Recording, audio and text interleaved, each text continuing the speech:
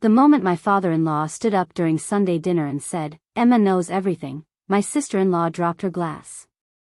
Her husband went completely still.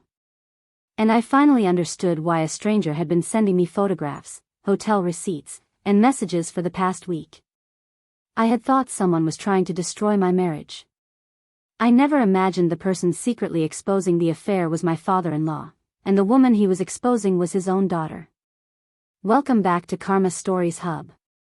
Today's story is about family, betrayal, manipulation, and the moment karma finally catches up with people who thought they'd never face consequences.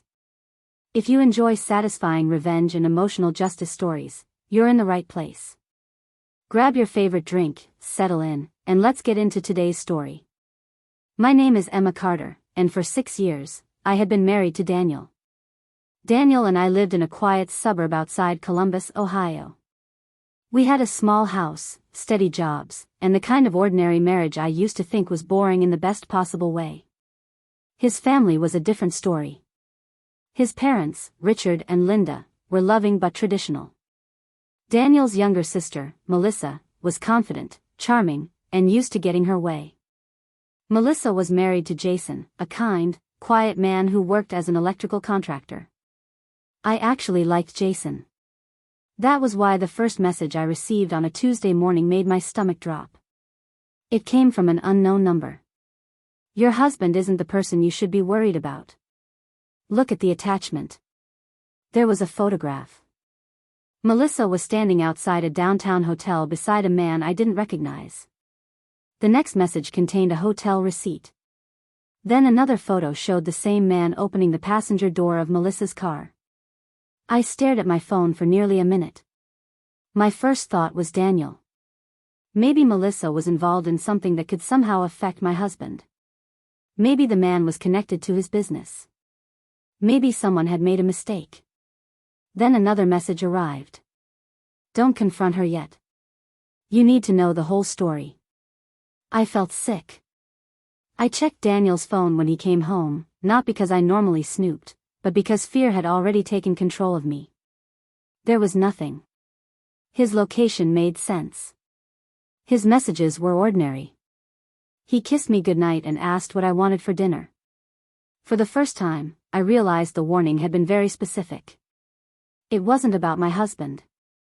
It was about Melissa. I wanted to tell Daniel immediately, but something stopped me. The unknown sender had included details that only someone close to the family could know. One receipt showed a hotel Melissa had visited on a Thursday afternoon.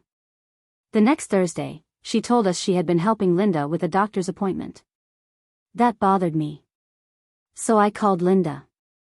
She sounded confused. "I haven't seen Melissa all week," she said. I didn't tell her why I was asking. That night, I barely slept. The next morning, another message appeared. This time, there was no photograph. "Please don't tell Melissa I contacted you. She will destroy the evidence and turn everyone against Jason." I asked, "Who are you?" There was no answer. Over the next 2 days, more evidence arrived. There were hotel receipts, screenshots of messages, and photographs showing Melissa meeting the same man. His name, according to one screenshot, was Tyler. He wasn't a stranger. He was Melissa's former co-worker. The messages between them were intimate enough that there was no innocent explanation. But what frightened me most was how long it seemed to have been going on. Almost 8 months. I finally told Daniel. He read everything twice. Then he sat down. "Emma, that's my sister." "I know." He rubbed his face. "What are we supposed to do?" "I don't know." Daniel wanted to confront Melissa immediately. I asked him to wait. Something about the anonymous sender bothered me. Whoever this person was didn't just know about the affair. They knew exactly what evidence would prove it. Then, on Friday evening, I received one final message. "You're looking in the wrong direction. Ask Richard why he knows about the hotel." Richard was my father-in-law. I couldn't breathe. For months, Richard had been acting strangely around Melissa. Whenever Jason mentioned her working late, Richard changed the subject. Whenever Melissa complained about Jason being suspicious, Richard defended her. I had assumed he was simply protecting his daughter. Now I wondered if he knew the truth. I drove to Richard and Linda's house the next morning. Richard opened the door. The second he saw my face, his expression changed. "Emma," he said quietly. "You got them." I froze. "What?" He looked toward the hallway. Then he closed the door. For a few seconds, neither of us spoke. Finally, he said, "I was the one who sent them." I felt anger before relief. "You let me think someone was trying to destroy my marriage. I was afraid if I came to you directly, you'd tell Daniel, and Daniel would confront Melissa before we had enough proof. You could have told me the truth." "I know." Richard looked exhausted. He told me he had discovered the affair 3 weeks earlier. He had seen Melissa and Tyler together by accident while leaving a restaurant. At first, he confronted his daughter privately. Melissa denied everything. Then she cried. Then she told him Tyler meant nothing. Richard believed her until he found hotel charges on a shared family account Melissa still had access to. When he confronted her again, she admitted the affair. But instead of ending it, she begged him to keep quiet. She said Jason would never forgive her, Richard told me. And she said if I told him, our family would be destroyed. I looked at him. "Richard, the family is already being destroyed. Jason just doesn't know it yet." He nodded. Then he said something I wasn't expecting. "I want you there when I tell them." "Why me?" "Because Melissa will accuse me of attacking her. But she can't say you invented what you saw." I agreed. Sunday dinner was already planned at Richard and Linda's house. Jason arrived first. Melissa came 20 minutes later. She looked completely normal. She hugged me. She asked about my week.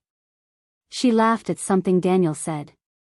Watching her act like nothing was wrong made my chest tighten. Dinner started quietly. For 10 minutes, nobody said anything unusual. Then Richard put down his fork. "I think we need to talk." Melissa smiled. "About what?" Richard looked at me. "Emma knows everything." Melissa's glass slipped from her hand. It hit the table and spilled water across the white cloth. Jason stared at her. "What does Emma know?" Melissa looked at me. Her face changed instantly. "You've been talking to Emma?" Richard answered. "No. I've been talking to myself for 3 weeks, because I couldn't figure out how to protect my daughter from the consequences of her own choices." Melissa stood up. "You had no right." Jason's voice was quiet. "Melissa. What is he talking about?" She didn't answer. Richard placed a folder on the table. Inside were copies of the receipts and photographs. Jason opened the first page. His face went pale. Melissa began crying. It wasn't supposed to happen. Jason looked at her. 8 months? She whispered, "I'm sorry." That was the moment everything broke. Not with shouting. Not with violence. Just silence. Jason stood slowly. "I trusted you." Melissa reached for him. He stepped back. "I need to leave." Then he walked out. Melissa turned toward Richard. "You ruined my life." Richard's eyes filled with tears. "No, sweetheart. I stopped hiding the damage you were doing to it." She looked at me next. "You could have kept this between us." I shook my head. "Your affair wasn't my secret to keep." Daniel came over and quietly took my hand. For the first time that night, I felt steady. What I hadn't told Daniel that night was that I still felt guilty. Not because I had done anything wrong. Because I had spent days wondering whether exposing Melissa would make me the person who destroyed the family. Daniel seemed to read my mind. "You didn't destroy anything," he said while we drove home. "You just stopped pretending it wasn't already broken." The following week was uncomfortable. Melissa stopped speaking to me. She sent Daniel angry messages saying our family had betrayed her. Daniel didn't argue with her. He simply replied, "You made a choice. We're not going to lie about it." That sentence changed something in me. For years, I had believed family loyalty meant standing together no matter what. But I finally understood that loyalty without honesty can become complicity. A few days later, Jason called me. "I just wanted to say thank you," he said. "You don't have to thank me. I know. But I need you to hear it anyway." He told me he had spent 2 days wondering whether he had somehow caused Melissa to cheat. Then he realized he had been trying to fix problems he hadn't even known existed. I kept thinking if I worked more, maybe she wouldn't want someone else. My heart hurt hearing him say it. "Her decision wasn't proof that you weren't enough," I told him. He was silent. Then he said, "I needed to hear that." After the divorce, Jason moved away and started rebuilding his life. Melissa apologized, but he didn't take her back. She also apologized to Richard. That conversation took longer. Richard loved his daughter, but he had finally learned that being a father didn't mean shielding an adult child from every consequence.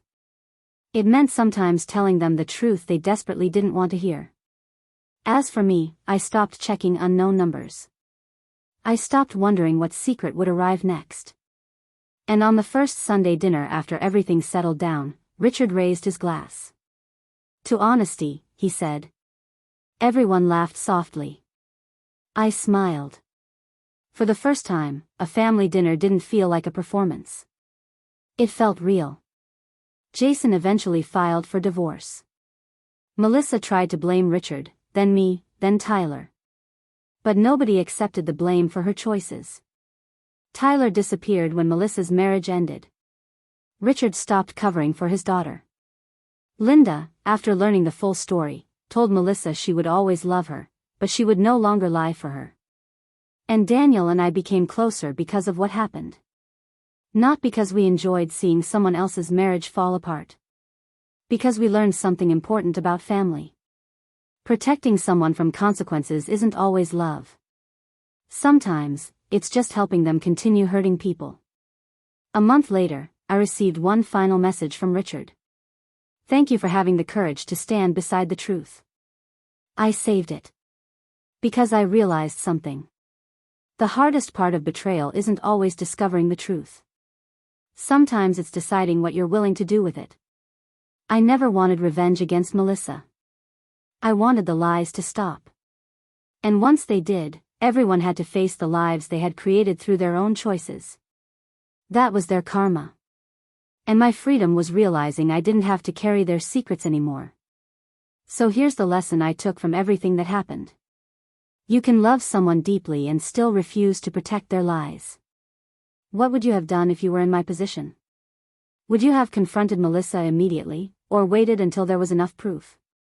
If you enjoyed today's story, don't forget to like, subscribe, and turn on notifications so you never miss another karma story.